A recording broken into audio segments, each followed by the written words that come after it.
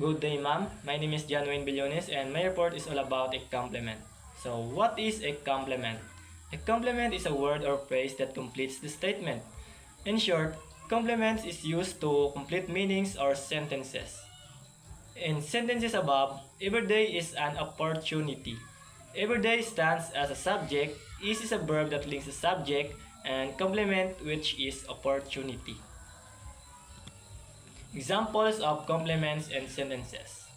My uniform is torn and dirty. Uniform stands as subject. Is a verb that links the subject, and torn and dirty is a complement that completes the statement. Second, the teacher's remark made me angry.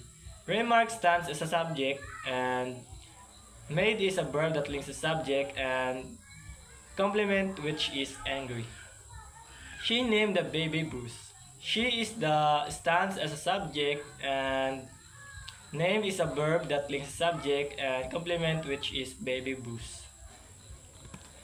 There are two types of complements: subject complements and object complements. So what is a subject complements? Subject complements is a word or phrase that appears after a linking verb in a sentence to describe. A subject complements can be a nouns, adjectives, or pronouns. Examples: the tree we sit under in the park is an oak. This sentence has a subject, tree, and a predicate is an oak. Oak is a noun that renames the subject, so it is a subject complement. Second, that curry smells delicious. This sentence has a subject, curry, and as predicate, smells delicious. Delicious is an adjective that describes the subject, so it is a subject complement. Third, their job was becoming more and more difficult to do.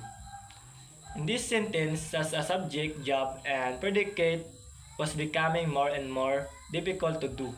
Difficult is an adjective that describes the subject, so it is subject complement.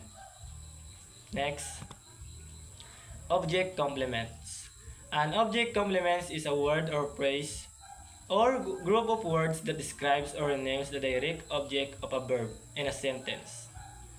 Object complements are essential to the meaning of the sentence, and removing them can make the sentence incomplete. Examples: he called the man a liar.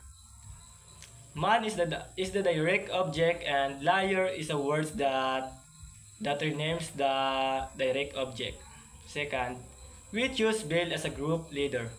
Bill is a direct object, and leader is the word that describes the direct object.